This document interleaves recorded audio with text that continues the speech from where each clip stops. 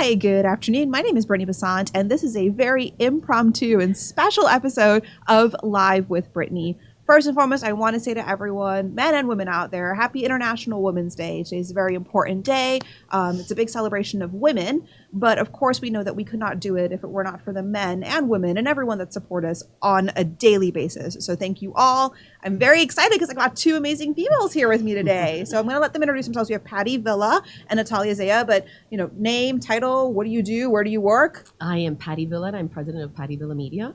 And I'm April 10th, I'm going to start working at Voices for Children with Katie Black. With another amazing female CEO. Awesome Katie Black as the Director of External Affairs. That's incredible. That's so amazing. That's a great organization, Voices for Children, which ties in really well to what Natalia does as well. Because we love all things children where I work. Natalia 𝒂𝒄, I'm the Chief Public Policy and Engagement Officer for the Children's Trust, and we're happy that Voices is one of our partners, and very excited, as well as Chamber South and community newspapers. So happy to be here. Yes, we are all one big happy community and one big happy family. And people, I think a lot of the times at Miami-Dade County, you think it's such a large metropolitan area, and it is. It really is. But when you get down into it, our community is so close-knit and so tight and so strong, and we all really support each other, and the partnerships just kind of go across all boundaries and all borders, and we forge really interesting and really unique partnerships and relationships that wouldn't necessarily always be so obvious at times, but they're extremely strong. So, as I mentioned, it's International Women's Day, so I'm going to theme the entire show around that, and I'm going to ask you guys questions. This was the most impromptu. Michael Miller from Community Newspapers just kind of all put us in the room. Our names got picked out of a hat, and he was like, hey, go host a show now. Let's do it. This all happened maybe 10 minutes ago. No pressure. No pressure. No pressure.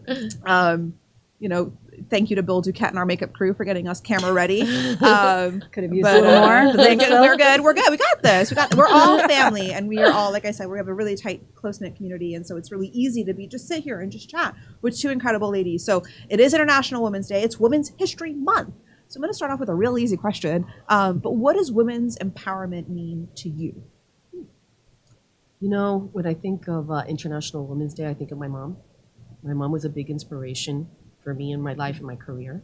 My mother left Cuba when she was 14 years old. She always wanted to go to college, never had the opportunity to do that, and live the dreams of having an adventurous life. So that's, I wanted to be a doctor when I was little, but my life just turned a different corner, and I became a journalist and have traveled to several countries, and I even worked for Oprah Winfrey at one point. Oh my gosh. And as we were talking Woman.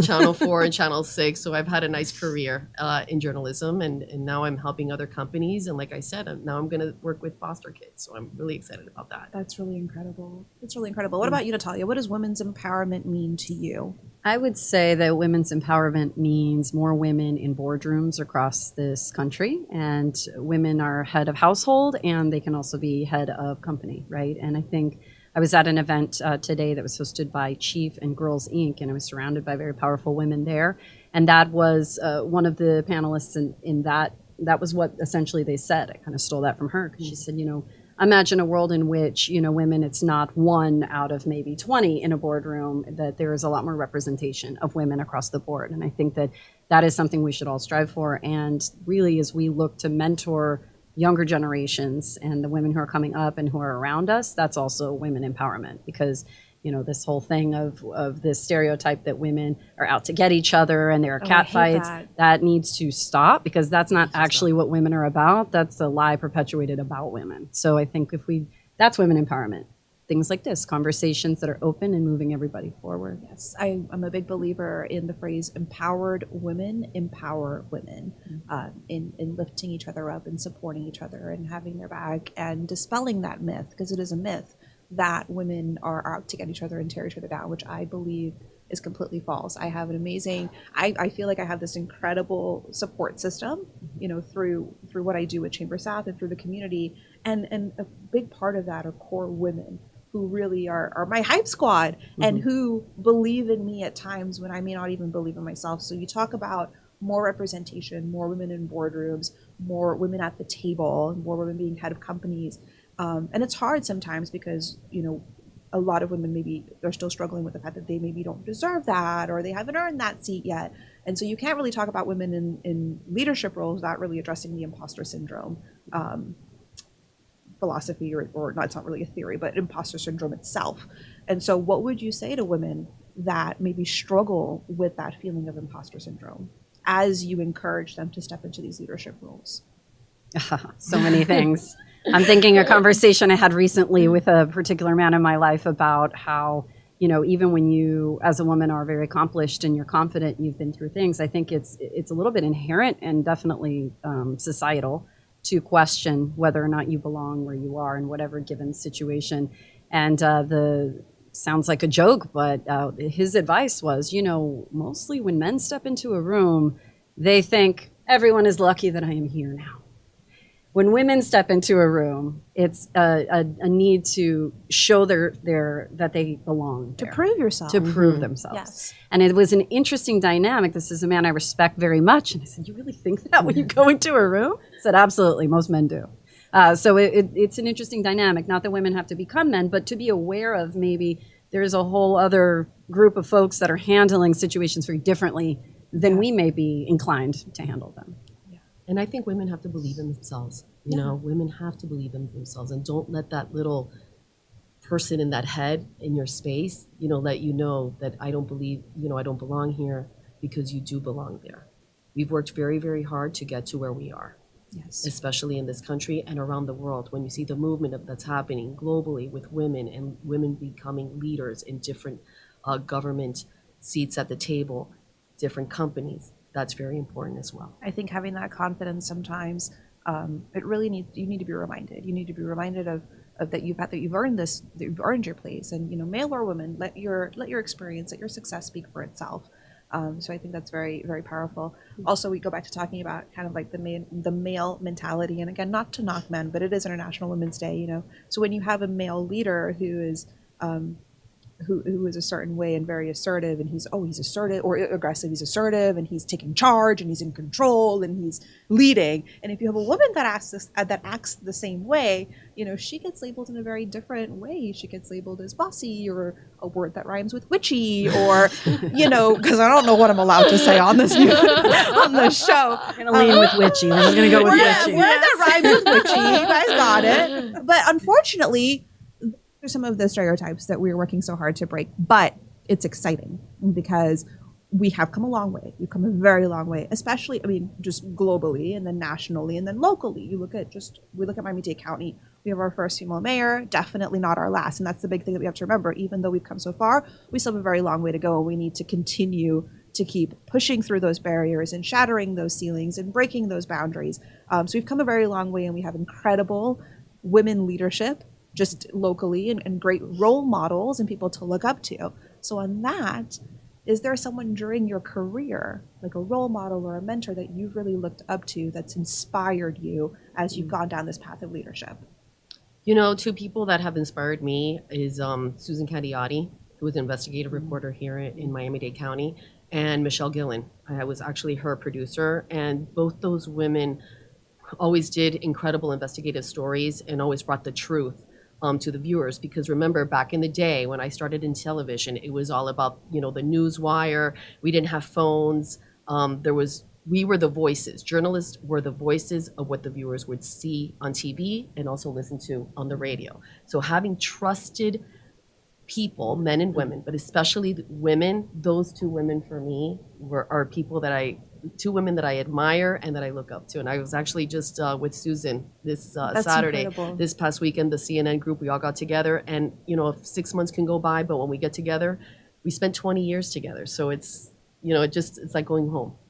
And Michelle Gillen was an absolutely wonderful person. I got to work with her for a few years at CBS 4, and just what a stellar, groundbreaking woman. So, and especially back in the day. Back in the day when she was in a room full of men. And she was the one that was leading, you know, breaking all the barriers. I mean, it was an incredible person. Absolutely. I would say on my end, actually, continuing the journalism theme, because we both are former recovering journalists. Which is hilarious. Can I just point out that, like, I have no experience in the field of journalism or reporting or any of these things, and yet I'm the one that's playing host to these two incredible women. So, but it's easier. It's easier to be the person asking the questions and answering the questions. So Depending. I mean, you're the leader. You're the fearless leader. I have no idea what I'm about to ask. Like, none of this is scripted. We're just. If I'm terrible, it was really the question that It was really asked. was. I'll take all the blame. I'll take all the blame. I have to say, you made me a little bit nervous because when you sat there, you're like, I know where I'm going to take this conversation. I know, and I didn't tell them in my head, anything. where is she going to take it? Where is she going I to didn't take tell it? them anything because with Live with Brittnie, we have a very scripted show, and I know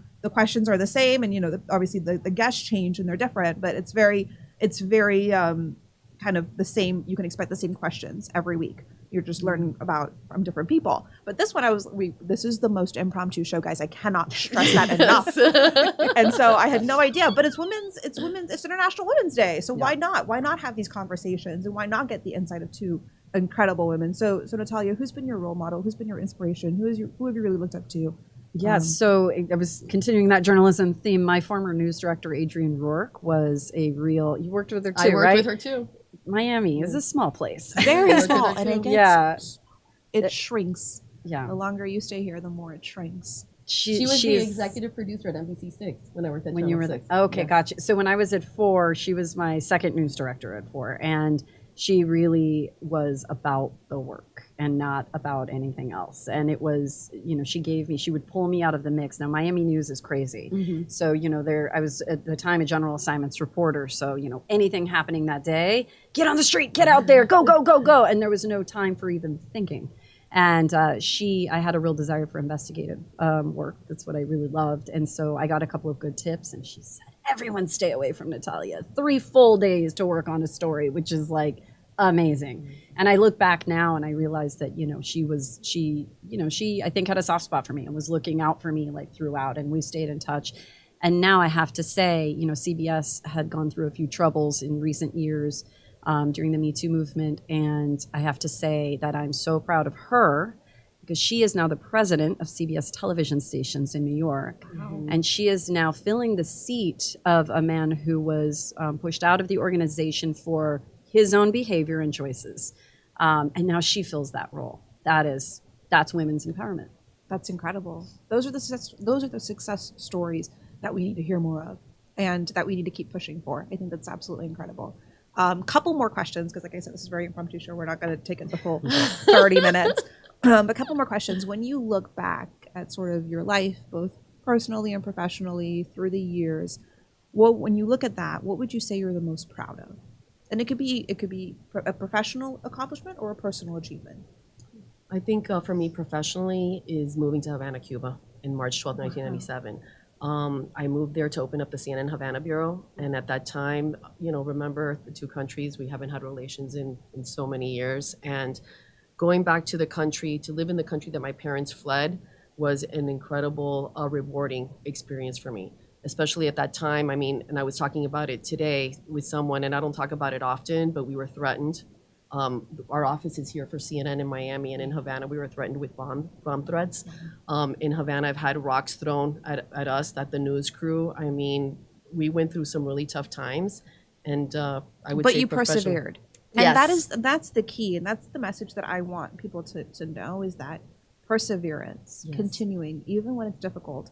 That's when it's the most important to continue and to persevere, and that's how you will achieve the success. That's right, because I don't know if this has happened to you, but sometimes we get it as journalists, we get so attached to our stories that, and I'll admit this, oftentimes I would sit in my room and just cry over a story of how am I going to tell it? How am I going to get that interview? How am I going to, make a right when I have to make a left? And it's like exactly, you picked the perfect word for, young women that are watching the show right now and will watch it later, to keep going. Keep on keeping on. Yes. Especially in those times when you might think it's very difficult to move forward. That is the point where you need to just sort of get through it and persevere, and you will see the rewards and reap the fruits of your labor and achieve the success that you're working towards. Mm-hmm. My proudest moments are my kiddos. Has to be, but they're 10 and 9 now, and fact that I, as an only child, and had never babysat a child, and have 2 of them, and they're doing well. You kept him alive, Natalia. I did it. So far, so good. We still got another 10 years. Oh my gosh. But so far, so good. But even outside of my kiddos, I would say, I have a lot of very proud moments during my journalism time. But I actually would say that, at 36, I decided to change careers. I decided to leave news and go to work for kids. And that was a risk. And I had a particular trajectory that I thought my life was going, and I chose to do something else. And as you said, when you have stories that really impact you, I could not cover another child who'd been shot. I could not cover one more. I was done. And when I had the opportunity to work for the school system, which was really leading the way around, collectively working around the, how to address the root causes of youth violence. That was a huge opportunity. And now I'm at the Children's Trust, and I am loving what I get to do. It is such a privilege to be able to be a funder of programs that serve kids. So it's kind of evolved into this place, but it's really a wonderful experience. So I'd say that was a proud moment too.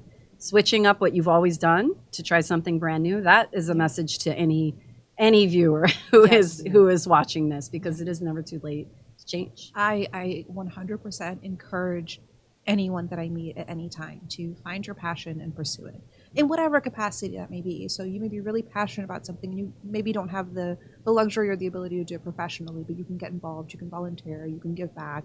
But a life without passion is not a life worth living. So find whatever your passion is and pursue it. I think is really important. And you've been able to do that, Natalia, and you've been able to evolve it through so many different things. And that's incredible. And that's commendable, both of you, really. And now you're going to start working with Voices for Children, and that's an amazing organization. So I think you guys are going to be seeing a lot of each other in the future.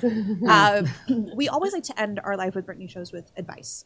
And we're going to tailor it a little bit. Usually I ask, what's the best advice you've ever received, and what advice would you like to leave our audience with today? But because it is International Women's Day, what advice, because you're both very accomplished, very successful women, so what advice would you give to women of any age that's watching the show about leadership, about breaking into what is still somewhat a male-dominated world, about achieving that success and getting into those leadership roles and really kind of shattering those glass ceilings? What advice would you give them that you've either gotten yourself or followed throughout your careers that's led to so much success for yourselves? You have to be your biggest advocate.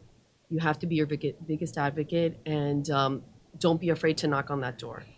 And something that has always helped me is sometimes I go by intuition more than thought, and stay balanced, because I always believe that peace, balance, and happiness and being grateful will lead you to where you have to be. I love that. I would say 2 things. Be resourceful. Number 1 thing. You don't have to be perfect at anything if you're resourceful enough to find a way through. That is the number 1 way that you can move forward. And the other thing I would say specifically to women in the workplace is take up space. Take up space. Your opinion matters, and no one else can give it for you. Mm-hmm. And the projects that you are working on matter. And if they don't, get bigger projects. It's kind of the thing. Get bigger problems. Your problem's not big enough if it's all too easy. Take on something bigger and take up the space. I love that. I love that. So we're gonna be our biggest advocates. We're gonna take up some space, be balanced, be resourceful, and I'm gonna add something that I heard today, which is be kind to yourself. I think we are very critical as women. We are very, very, very critical of ourselves. But reminding yourself to, be kind to others, and I think kindness starts from within. So be kind to yourself, be kind to others. Thank you, ladies, much for joining me today. It's been such a fun show. I know, it's been so much fun. Thank you to you, both of you, for joining me today. Thank you for our partners here at Miami Community Newspapers. This has been a very impromptu but fun special edition of Live with